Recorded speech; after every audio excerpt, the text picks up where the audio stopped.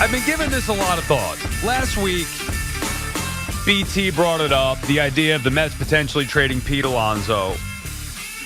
And we talked about it, thought about it. And there were rumors and reports that the Mets did float Alonso's name out there at the trade deadline. And then yesterday, I'm like, you have to be idiots if you trade Pete Alonso.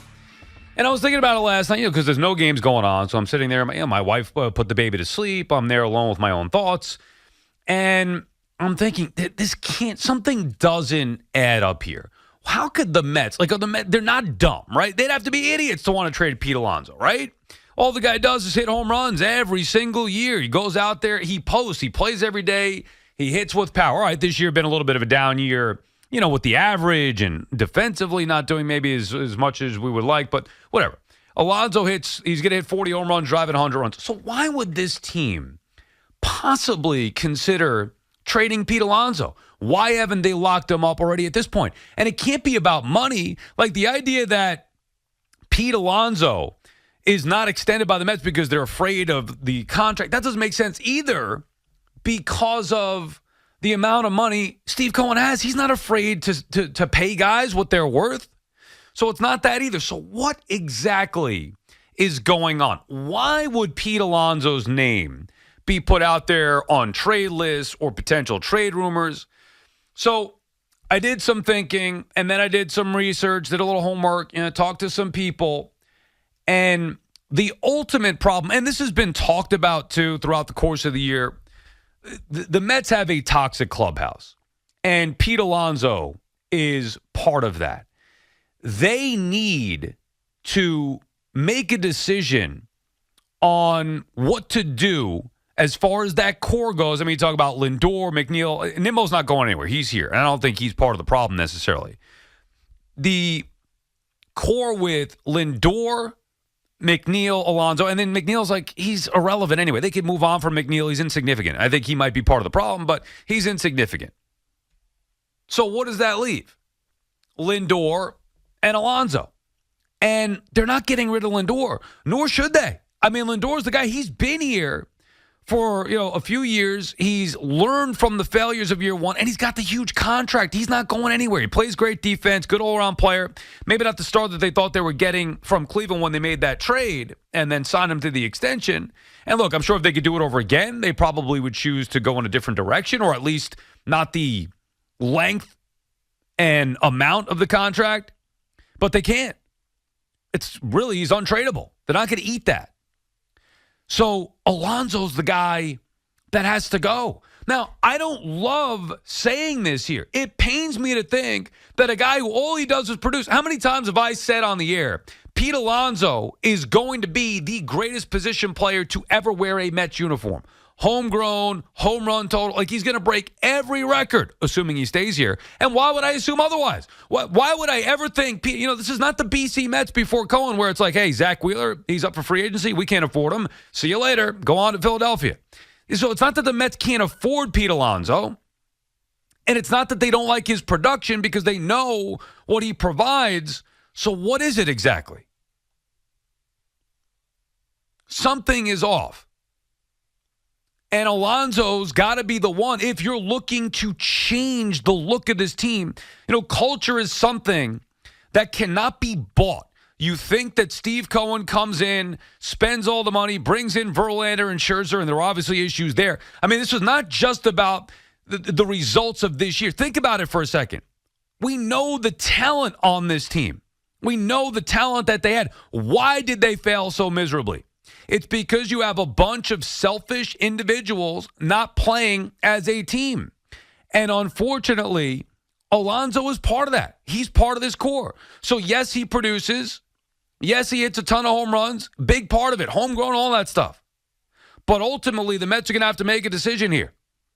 Because if they want to get to where they want to be, the core of this team, the culture, it needs to change. You cannot have selfish players on your team that don't care about winning. Now, I'm not saying that Pete is that. I don't know. But what I'm saying is I've done put it this way, I've done my homework. And I know that there are issues in that clubhouse. That is a fact. And if you didn't know from the outside, like maybe you want to ignore it. You don't want to see the reality of the situation. But come on, you could tell. Without knowing, you could tell. But I know that there are issues in that clubhouse. And it's a big reason why the Mets have failed this year. So how do they fix it? Because you have to give them more credit than we do sometimes. You hear the news, Alonso's name was floated out there on trade report. Alonso's potentially, going to be, I don't know, the Mets haven't extended him yet. Well, think about it. Do you think that Steve Cohen doesn't want to pay him? You think Steve Cohen, a guy who's eating money left and right, sending Verlander, Scherzer elsewhere, you think he cares about money? He does. It's not that he doesn't care about money. You think he cares about spending money if you think it makes the team better? He doesn't. So why then would they have an issue locking up Pete Alonso? Why would Pete Alonso, of all people, like if I were to give you, Met fans, a list of players that you don't want on the team next year, I mean, Pete Alonso's not going to be on that list. So why would the Mets put him on there? Do you think they don't watch? They know something. They know the clubhouse was a major problem. Trading Scherzer, and I know Scherzer was supposed to be a good clubhouse guy and all that stuff, but those guys are now gone. And who's left? What's the core of this team? Who are the two biggest personalities, two biggest producers, the guys who produced for the Mets last year in the 3 and 4 spot all year long? Lindor and Alonso. And Lindor can't go. So even if it was Lindor versus Alonso, and I said, you know what, I'd rather keep Pete, get Lindor out of here, he can't go. They can't move him. Nobody would take him with that contract. Not to mention that he's a better player of the two. If I had to ask you who's the better player, Lindor or Pete Alonso, the answer is Francisco Lindor. He hits with power. He drives and runs. He plays great defense. He plays every day too. Pete's got the premier power, of course, but Lindor's the better player. Unfortunately, and I remember this topic coming up when I was producing for Francesa, it came up in 2007 after the collapse. 2008, maybe even more so, too, after that second collapse. The Mets needed to break up the core. Right, Reyes, that's what Mike's angle was. And there were things he knew and reasons why he said that that was the case. After the collapse, how do you recover from that? Well, put it this way. There are things I know, and the results back that up, that the Mets have to make a change here with the core. It's not going to be easy. It sucks. And believe me, when I step back and think about it and then heard these things, I'm like, oh, no, you've got to be kidding me. But that's the reason why Pete Alonso has been made available. That's the reason why the Mets need a significant change in that clubhouse, in their culture. It's just not working. It has become a toxic environment there. And it's hard to believe that after 1 year, I mean, they won 101 games. 1 year, it fall apart. But they have guys there that are not playing together, guys there that don't believe in each other. And it's a deeper issue than just the results that you're seeing on the field. Can't knock the performance of Pete Alonso. You know, other guys, you can knock the performance of McNeil. He stinks. And what does he really bring to the table? And look, I'd get rid of. Look, I never liked McNeil, period. So I would have got rid of him, but he's kind of insignificant here. And his contract, they can move that. It's not that big of a deal. Alonso or Lindor. That's the decision. You can't build around those two guys and keep this same thing intact. And it pains me to say it because even yesterday I was saying, well, I'm okay with this team because of the key guys that they have intact. Like, that's a solid core. But the reality is we need to look a little bit deeper. And it hasn't been working. And I think Pete's the one that's got to go. Pete is calling from Seaford. Pete? Sal, you know, I agree that there is a toxic element to the core of this team. But I believe that you can't just bypass the manager and really the general manager and go straight to Pete Alonso. Because same thing, I'll make the same argument for Lindor. If you look, you have to just close your eyes sometimes and look at the back of these guys' baseball cards and say, what am I getting for this? Is Alonso the centerpiece of a trade for Paul Goldschmidt and Nolan Arenado? But that's a win-now move. The Mets are not a win-now team anymore. Well, they could still be. What do you mean they're not a win-now team? Like, the Mets will still be a playoff team next year, but it's got to look different. On what? To truly, I have no way of knowing the Mets will be a player. They have it should be. They have a pitching staff of Kodai Senga and a bunch of fourth starters. Well, yeah, but that's now. You're talking about August of 2023. I'm talking about There April are of 2024. Okay, so I mean, but again, you're talking about the Luis Severinos of the world in free agency. No, that's not true. Yeah, there are but pitchers listen, that they could get that are serviceable. Alonso, I think McNeil is toxic, and I agree that there is a back end personality clash. There's a personality clash between McNeil, Lindor, and Alonso. But I'm sorry, it's Freddie Freeman, and then it's Alonso and Olsen at 2A and 2B. That's it. All right, so you're willing to overlook the fact that there are deep issues in the clubhouse, and you just look at the numbers and say, well, we're going to... You can find veteran leadership. The 06 Mets brought in guys like Jose Valentin, who were veteran leaders, to bring together a team of young guys and big personalities. And guys like Valentin and Delgado were able to circle the wagon on a young, talented team. And I think that's what the Mets have to do. I think that Bucky, But that team was loaded. That's the difference, Pete. That team was loaded. This team is not. Again, so you're talking about the core guys there, right? Reyes, Beltran, Delgado. I mean, that team was loaded with talent. And you're talking about bringing in, okay, a key guy to be a leader, veteran leader, fine. You can do that with this team. It's not going to make that much of a difference when your star players, you have Lindor and Alonso. And you mentioned it, McNeil, he's toxic too. And he's been a worthless player. I mean, a guy won a batting title a year ago. He's turned into a worthless player. To me, McNeil's an every other year guy. The stats show. Yeah, but they got to move on from that. Like I can't. No, I agree. McNeil needs to go. And again, all right. So where's Lindor and Alonso? Right, Lindor and Alonso. Right. You're down. It's every move you make from there is a downgrade. Every other shortstop in baseball is an offensive downgrade for Francisco Lindor, with the exception of Freddie Freeman, and this season specifically Matt Olson. Every other first baseman in baseball is a downgrade from Pete Alonso. And that's the unfortunate. Thank you for the call, Pete. I'm not saying I disagree with that. That's the unfortunate predicament the Mets are in, where it's more broken than maybe you thought. Production-wise, yes, you're right about Pete. And I'm not saying, by the way, he's a bad guy. I don't know that. He seems like a nice guy. I love Pete and his doofiness sometimes. But if it's not working in the clubhouse, and it's quite obvious, like when you have a team that has as much talent as the Mets had, when you had a team that had that much success last year, how the hell do you figure that they're going to be buried by June? We saw this team have a glass jaw. They were soft as can be, getting swept by the Braves and then losing to the Padres in the wild card. I mean, the Mets are a laughingstock, even with winning 101 games. It's because they have a bunch of individuals. They need star players, but you need team players as well. And maybe that's part of the point that Steve Cohen was trying to make with the star player part of it. They're not going to be as many stars. Well, you could find good players who care about winning. You want glue guys who could help you win, core guys that aren't selfish, that don't care just about their numbers.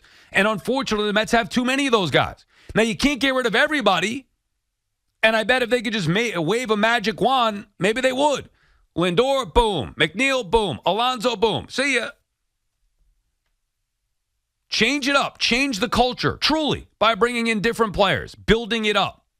Maybe that's part of why they wanted to replenish that farm system and have guys grow up the right way through their system, as opposed to, maybe some selfish individuals. Look, Pete posts. I said literally yesterday, this team would be idiots if they traded Pete Alonso. But then I thought, you know what? They're not idiots. They can't be. Like, I'm not that much smarter, or I'm not smarter than Billy Epler or Steve Cohen. Like, yeah, I watch the team, of course, and I have my opinion. I believe in what I believe in, but they're not stupid. Something is off here. Why would Pete Alonso's name? And then some people jump to, they don't want to pay him $250 million. Yeah, but he's not going to get $250 million. Not on the open market, not from the Mets. And it's not that anyway.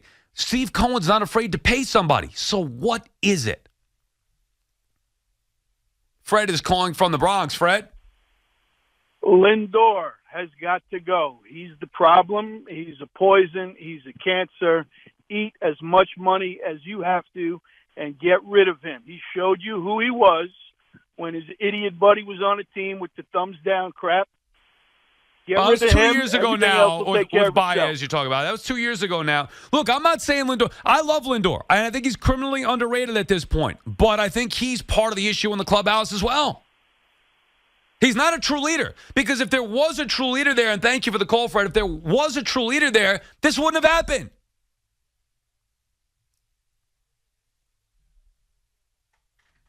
That's why we're sitting here. They have a major issue in that clubhouse. How do you fix that? You're saying, yeah, get rid of Lindor. How are you getting rid of Lindor? You signed him here for 10 years. He's not going anywhere. He's untradeable. Pete is tradable. You don't think they'd trade Lindor if they could? I bet you they would. Find a taker. Get out from under that contract. Now, they're not going to pay him to go away, not with the amount of money that they still owe him. And he's still been a productive player, but something is wrong. Pete's been a productive player. Lindor's been a productive player. McNeil has been, like the caller said before, up and down. I'd get rid of him as soon as I possibly could. But, who knows what the value is going to be getting him back. Point is, this wasn't just about dumping Scherzer and Verlander and now keeping that core intact going into next season and rebuilding around it. There are deeper issues here, and they need to fix that. Joe is calling from Chatham, New Jersey. Joe? Sal, I agree with everything you're saying. I think we need to put more emphasis on what makes a difference is having that one player who's obsessed with winning. That one guy changes the clubhouse because you play up to that level. I'm talking about like a dynamic like a Jeter or a Jordan, a Kobe, a Brady. Oh, is that all? Yeah, a Jeter, a Jordan, a Kobe. Not just a great player, but the guy who's so obsessed with winning that it makes everybody better. My stupid little high school baseball team, there's one kid, when he was there, we all played like maniacs, and when he wasn't, we were like, whatever. Even I hate to say it, friggin' Altuve. Like that one. Yeah, but you're talking about a great player or great players in this case, and thanks for the call, Joe. And I'm not disagreeing, but those guys are hard to find. They're hard to find. Maybe it's easier to draft and develop those guys and teach them the importance of a good culture and what it's like to be a selfless player.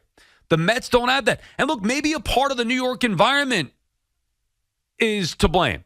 We create this hostile. We talked about that earlier in the week as far as what Philadelphia did, and look at how that's paying dividends. But maybe being in New York is part of it, but they don't seem to have that issue in Atlanta. Braves, of course, in town, 20-plus games in front of the Mets. And the Mets are a laughingstock. Why don't they have this problem in Atlanta? Every year, it's the same thing. They don't have the biggest stars in the world. Now, I know, and look, they drafted, develop Acuna. They go get Matt Olson. They make good moves, but they also bring in good players. Matter of fact, they lose good players. They lost Swanson to free agency because they can't afford him, and they're better than they were a year ago. And the Mets brought in talent. So this is not just about talent, a talent disparity. It's not about spending money. So what is it? It's that they have guys at their core that aren't team players. Somebody's got to go. Can't get rid of Pete and Lindor. Pete's the one that could bring back the most return. You get there's some value there with him. It's painful. It sucks. But that's the reality of the Mets situation. Brandon Tierney, Salicata, BT.